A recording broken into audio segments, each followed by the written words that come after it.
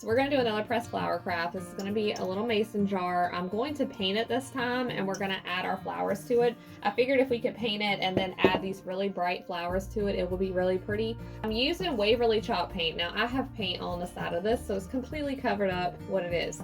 But it's Waverly chalk paint, plaster white, and I'm just gonna paint over my entire jar with this. So I guess the good thing about this being video is I can speed up this part so y'all don't have to like sit through me painting.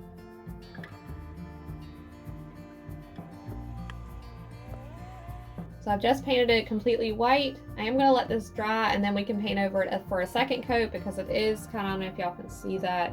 It's probably not going to show you, but you can see some of the paintbrush marks where it's kind of not super even on here, but it does usually require a second coat. So I've already added my second coat now, so it's kind of got a crackled look because I went super heavy with my paint to try to achieve that like rustic crackled look.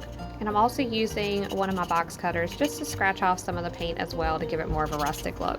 So we're going to be using these vibrant pressed flowers that I got off of Amazon. I'm just doing a little spot on my jar with some Mod Podge and then adding my flower. And I'm doing that on every flower that I add. I'm just adding a little spot of Mod Podge and then adding a flower to it. And once I have several flowers placed, then I'll go in and seal over top of them to go ahead and seal those to the jar, and then just repeat that process for every flower that I add. So I mainly wanted to focus these in the center of the jar and then kind of work my way out to the edges to like kind of like a point on both sides, just to create somewhat of a design with it, I guess, so it's not just so randomly placed on the jar, to be a little more intentional on our placement of our flowers. Once I placed all my flowers, I did go over the whole jar with a little bit of Mod Podge just to go ahead and seal it and to also make it all look the same because my Mod Podge does have a gloss finish and the chalk paint has a matte finish.